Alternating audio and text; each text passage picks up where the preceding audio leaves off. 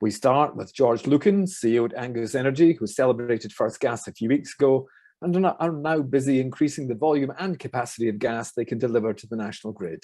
George Lucan is here to put all that in context. Welcome, George. Good evening, Donald. Thank you very much for that glowing, I'm blushing here, glowing welcome. Why don't I go straight into a snapshot of Angus as it is. We've got a little presentation, it's not very long, and we'll whistle through that. We've called ourselves here engineers in energy transition. That sounds slightly highfalutin. What we really mean is we're pragmatists. We're not theological about any particular source of energy or means of getting it to people in industry. We're merely skilled engineers, and we'll do the best we can in an ever-shifting policy environment and perhaps an ever more difficult climate environment. Going on, just as background to our current shareholder base, following the acquisition of the rest of Saltfleetby earlier this year, we've actually got quite a nice mix of free float and some long-term supportive investors. Forum, you see there, the big blue chunk, they sold their 49% interest to Angus for £6 million plus these shares here. So they're quite interested. They believe they sold at a considerable undervalue. They're pressured by cash calls. And we believe we've got a fantastic deal, but they're very interested in actually seeing that value finally hit the share price. It's not to say they won't take some off the table from time to time, but we regard them, at least for the time being, as reasonably long-term shareholders, and there's a degree of lock-in there as well. And there's Aleph, who helped led our loan facility recently. They also led a fundraising to support that acquisition, and alongside them there's a number of smaller investors you don't see here, perhaps totaling another 5 or 10%, or each of them below 2%, 2 or 3%.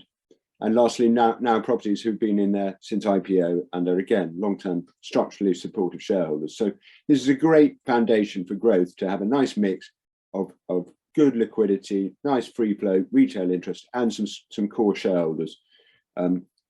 Moving on. What are we? Well, most of you guys will be familiar with the old Angus. It was 3 small oil fields in what was a great wheel play of the last sort of 10 years. It hasn't ended well for most, but we're going to aim for what we call modest barrelage from those sites. It's 50 to 150 from at least Brockham and Lidsey, and hopefully a little bit more from Balcombe if we're successful at appeal, which we're still waiting for the inspector's report on. But the big thing, of course, was acquiring back in 2019 half of Saltfleetby, indirectly from Gazprom of all people, and for little more than £1. In fact, we were given some money to take it off their hands, and yes, it turned out to be much more of an endeavour than we thought it did, but we have got there now. And in August we announced first gas, so we're flowing at about 1.5, a little bit more million therms, 1.57. That's about 5.5 million SCUFFS a day, and standard cubic feet. The field's got P90 reservoirs. That's a very high probability of recovery of 180 million therms. And as you all know, the price of long-term price of gas per therm is about £2. So it's a very valuable reserve. And in addition, we've got contingent resources in the southern half of that field, which we've not addressed, of another 120 million therms. So it's a great asset. It's connected directly to the national grid, and our buyer is Shell. So in some ways, it couldn't be more vanilla than this. We've also, in the interim, we weren't idle. We have been genuine in our aspirations to add some alt energy into here.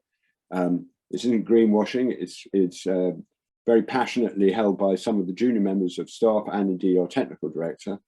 And it's a large geothermal program we're planning in Devon. It's going to take time, but it's an exciting prospect, and I'll just touch on that briefly. So last year we actually managed the reconnection, and this year the plant came online, and just in advance of it coming online, we were able to acquire the other 49% of the field from Forum.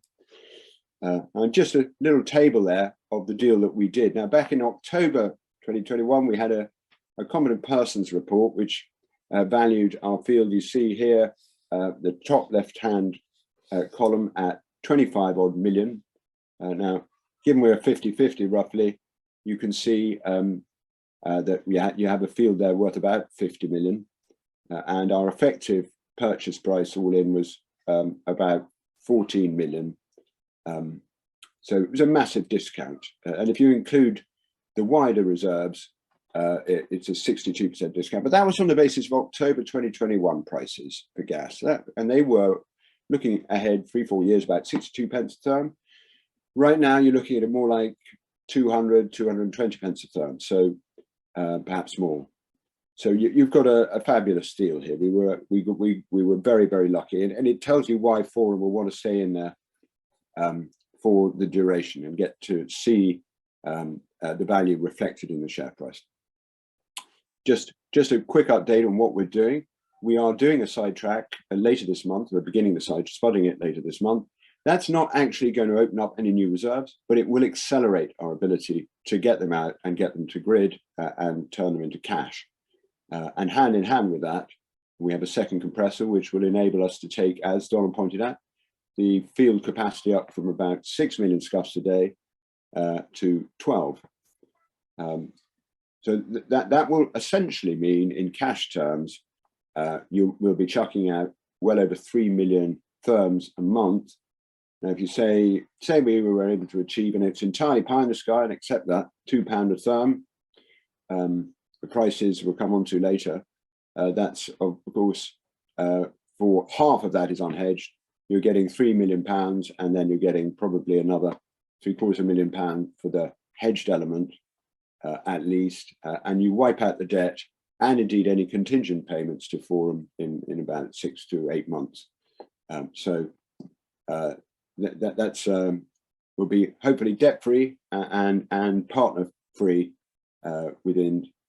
So probably the middle of next year would be a good estimate, assuming gas prices hold and we are successful with this sidetrack and the new compressor. We're also going to reperforate Brockham, lift the oil production there. We hope to about 150 barrels a day, and we're going to proceed with some seismic expenditure in Devon on geothermal. It's a long-term project, but you've got to do this work. The second sidetrack, we're all aware of a government levy, so 91 pence in the pound that we spend on drilling, exploration, development, and such like, we get back by avoiding this levy. So we're going to go ahead and get after those resources now while this tax is in play. So we envisage a second sidetrack in the latter half of next year. And that would be to target these extra 120 million therms. So there you go. That's the basic snapshot. Just while I've got time, I wanted to go over some of the background in terms of prices. This is a forward price graph. So it's telling you what the price was for gas this winter at different times over the last 18 months.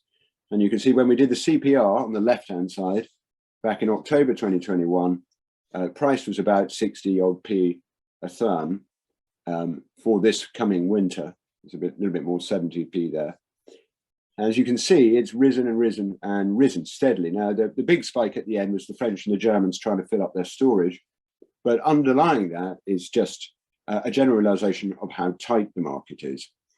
So you're looking now at a winter 2022 price of about 400, 500 pence a therm, and a summer 2023, because you might well say, oh, well, that's just this winter. Well, the summer 2023 is not a lot better. It's still around the 400 odd mark per therm. So it's telling you that structurally, the whole of Europe has a shortage. I think it had a shortage before the Russians turned off the tap. It's just an extreme shortage now.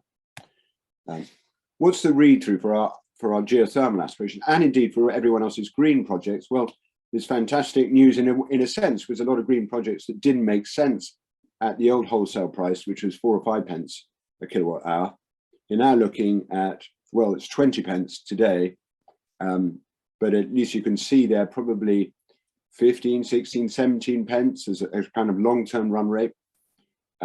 So this is very good news.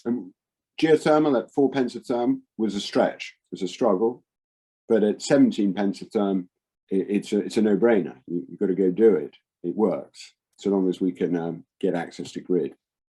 And I've shown this here in this graph. I won't go into any detail, but it's the IRRs and our sensitivity to price per therm.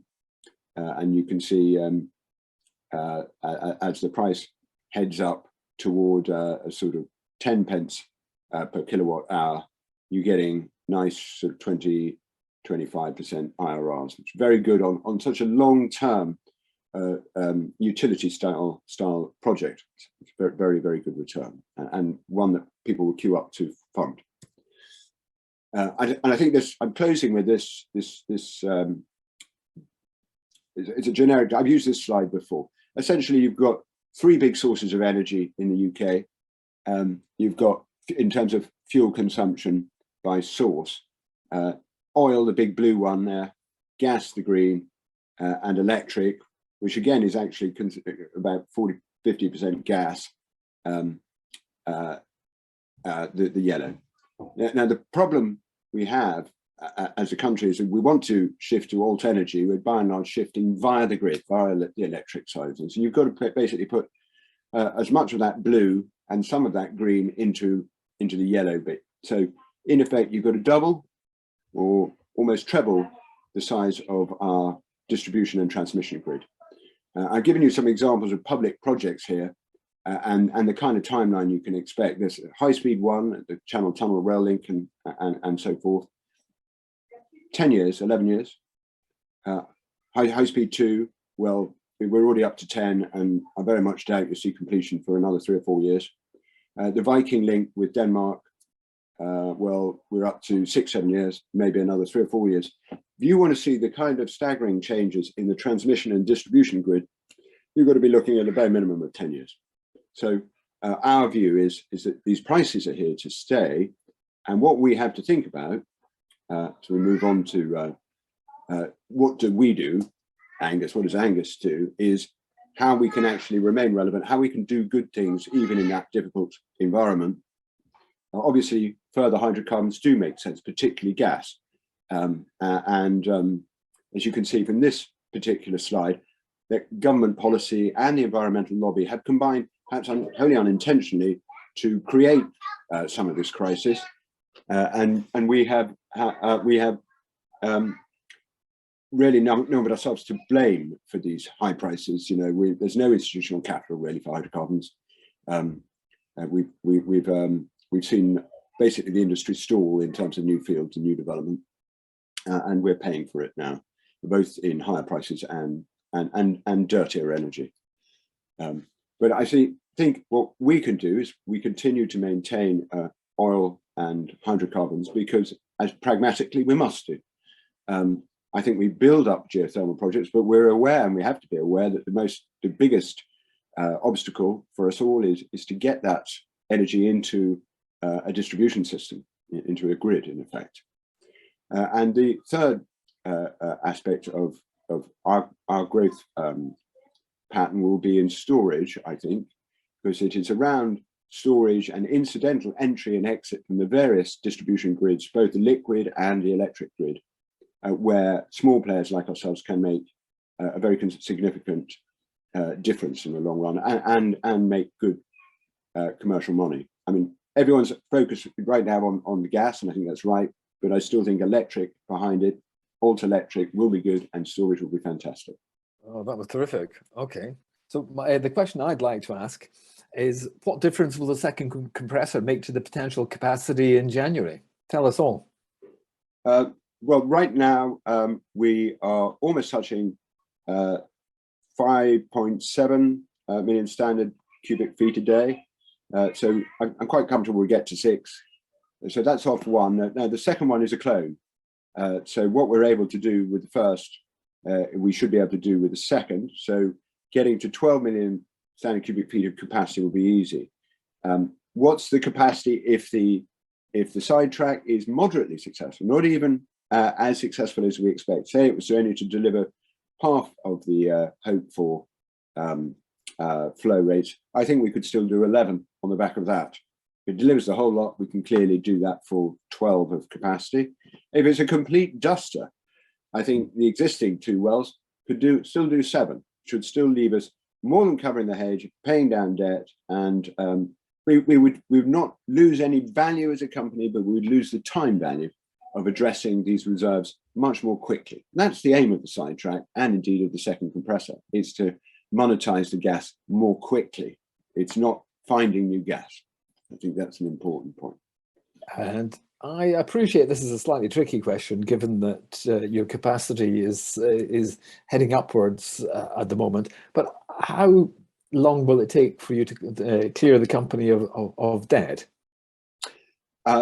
If we are successful with the sidetrack and this capacity, the second compressor works, I think all the debt will vanish within 4-5 months of the year end, which is when we expect the second compressor to be installed. So yes, it will go really very, very quickly. I mean, we are already paying it down. So we'll make an announcement at the year end at the calendar year end on the status of that. So. And likewise, you actually own 100% of Saltfleetby, but nevertheless, you're a part of the deal, part of the sale proceeds are paid in gas to the seller. So when will that threshold have been reached, and when will that, I suppose, debt in a sense, when will that have been paid off and be behind you as well? I would hope by sort of June, July of next year. Again, on the basis that if you have about 1.5 million of unhedged, 1.5 million tons of unhedged production, and you manage £2 a therm, then you've got £3 million odd. So you've got that for 6 months. You've got £18 million, and George, you're popular. We all want a bit of George, that's for we've sure. got £18 million then of free cash flow. So we had 12 million of debt. We've got rather less than that already, and you got 6 million quid to pay for them. So yeah, you can get rid of the lot by July. Fantastic. Well done. Oh, don't worry, we all have children. We'll have interruptions. Think of it as a blessing rather than a distraction. Yeah. It's fantastic that someone actually wants to spend time with you, George. Believe me. Well, yes, you've got a point there. Richard Timmons asks, is the sidetrack fully funded? Is the sidetrack fully funded? Yes. There's contingency elements to a sidetrack. If it runs on for an extra 10 days, I couldn't say that for certain. But to date, we look like we're going to cover everything. Yeah. Okay. Which takes us very neatly. Well done, Mark Stevenson, because the next question flows beautifully. George Lucan, you're a very experienced man in your field. You are, I can vouch for that. Can you explain to us less than mortals how the spudding of the sidetrack goes, how it works, and how confident you are it will go without hiccups? So if you could give us the time frame and some of the detail on the sidetrack, please, George. On the sidetrack, well, we're spudding, we hope, I believe, on the 20th. We're going to use the moment to shut down temporarily because we've got some regular maintenance we want to do. And lifting the rig is the one risky or dangerous part of the operation. Everything has been meticulously planned now for 2 years. That's not to say that drilling is always with risk, as I'm constantly reminded by my stern technical director. But it's a relatively simple operation. We're going down an existing well. We're breaking it at a fixed point, and we're going off at a relatively small angle initially. And then that angle bends out as we move toward the reservoir. We're going to take not a huge length in the reservoir, about, I think, 350 to 400 meters of the reservoir is horizontal. The issue you have, one of the big difficulties, is that this is a partially depleted reservoir. So you don't have the natural pressure of the gas around you, which means that if you just flood the reservoir with heavy oil-based mud, whilst you're drilling, then you lose a lot of that mud into that reservoir because there's no pressure forcing it back. So we're having to use interesting fluids, much lighter, foamed oils and so on, in order, in fact, a particular chemical mix, in order not to damage the reservoir as we go through it.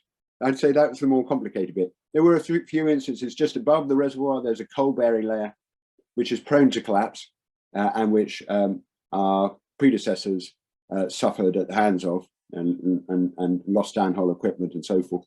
We're quite aware of that. We go at it with our eyes open and very careful planning. So I wouldn't say it's a high-risk well, but I'm going to be absolutely straight. All wells have issues. And no drilling program is absolutely flawless. So we go at it sanely and sensibly. It's quite wrong to say that this field presents many greater difficulties other than the fact it is partially depleted. So you have to be careful with the balance of your drilling, as it were, what months you use. Okay. Well, we wish you all the very best of luck with that, because it makes a heck of a difference to Angus Energy as a whole, doesn't it? It changes the economic outlook entirely. It changes the short-term economics. Now, remember, if we sit there with these two wells, it'll take twice as long, but we'll drain the reservoir. But this thing allows us to really suck it out fast, put it that way. So shareholders see it up front faster. That's the value of it. But the actual gold mine aspect, or the analogy that you reminded me of, that remains the same. Those 300 million therms that are there, or rather the 180 that are there on the P90 case, they're there for us, win, lose or draw. At least there's a 90% probability from a competent person that they're there. But we'll get them a lot faster if we get the sidetrack it. Yes, everything happens faster. Mark Stevenson says, with over 12 million cubic feet coming soon, will you be pumping gas through Thistlethorpe? Thank you. Pumping gas through Thistlethorpe. Yes, we already are. We're the Thistlethorpe National Grid entry point, which is next door to the old Thistlethorpe refinery. Yes, I can tell him that the gas is whistling down that pipe and into National Grid's fancy facility. The refinery, of course, has gone, completely gone. It's a greenfield. So how far are you guys actually from Thistlethorpe? About 8 or 9 kilometers. Okay, and the gas is whistling through Thistlethorpe as we speak. It is indeed. It is indeed. It actually moves quite slowly, funny enough. But going slowly through Thistlethorpe. Oh, that's not quite so romantic. Okay, Egbert Wilkins. As Angus will soon be turning a substantial profit, hopefully in the near term, can you explicitly rule out any further share placings? No. I've never been able to do that. No. Okay, and what's the reason for that? You would be raising money for future projects?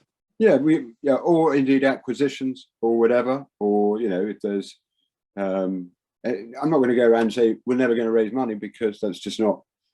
No CEO can say that, can they? I don't know. Do all CEOs often say, "Oh, we're never going to raise"? It depends whether they're telling the truth or not, George. Well, I don't think I could go that far. Okay, you mentioned the most interesting M&A word.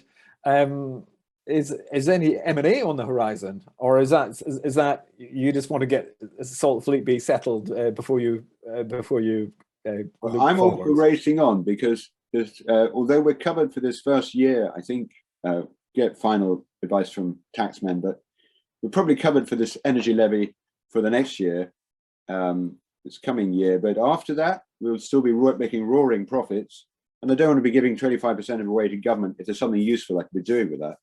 So are there farm-ins out there with our brothers in oil and gas here or elsewhere? Yeah, I'd go for that. Occasionally, might that mean a corporate combination? I wouldn't even write that one off either. We'd certainly like to be active. There's no point us paying this tax if we could be drilling a well and adding new reserves and resources for shareholders in the future. You want to be making your money grow. Yeah, absolutely. Yeah, okay. This question comes from Nahim Mia. Apologies if I've mispronounced the name, by email. If the sidetrack isn't a success, heaven forfend. If the sidetrack isn't a success, then would the hedge continue to be covered with the existing wells and still make a profit? Yes, the answer is, but in for 3 or 4 months it would be tight. But we know we can run these 2 wells much higher than 5.5 million SCUFFS. So I think we comfortably go up. We had one of them running at 11. that's an initial conditions. I think we comfortably make 7 or 8 million SCUFFS, and that would cover even the slightly higher hedge payments in the first part of next year, and then the hedge payments tail off. So yes, we would, but it would be slow going, and I've said that. It's no loss of cash value, but in terms of time value of that money, that would be what would be sacrificed. Okay, my final question from the audience, Mark S. Bad Mark, you haven't given us your surname. Mark S. In East Africa, there's a geothermal risk mitigation facility to help pool geothermal drilling risk, with government helping fund that. Is it an equivalent in the UK? And he's not sure if that's for Angus. There is and there isn't. There's a bucket of subsidies, in effect, auctions for green energy. And I think geothermal, they were offering, maybe it was £120 a megawatt hour, 12p a kilowatt hour. Well, you know, the price is somewhat better than that in wholesale. So I don't think the program of subsidies that the government has kept up with the change in the pricing environment in the wholesale markets. But they have been in contact with the Renewable Energy Association. There's a geothermal group there. We do talk to the department regularly through that group, and there's a possibility that the subsidy situation might evolve into something like the French do, which is a good dry hole insurance program, whereby the government will pick up some of the enormous costs of drilling to these depths. So yeah, if that answers the question at all. Yeah, I think it does. So final question, this one from me. Where do you see Angus Energy in 2 or 3 years' time, George? I see it as being a larger entity, a more liquid stock, and one that is paying dividend. I mean, definitely that for me is the one value that the shareholder can expect from a company they had a stake in. So I'd also like to see it as diverse and playing not necessarily in the big league, but adding value, being a relevant part of the energy landscape in Western Europe in particular. Okay, fantastic. Well, let's call it a day there. George, it's been a pleasure having you. I'm so delighted for you that things are going well. I realize that the 3 years to get to this, you know, you've been an overnight success, but the last 3 years have been tricky. So well done to you, and thank you for joining us this evening. Donald, thank you. It's always a pleasure, George.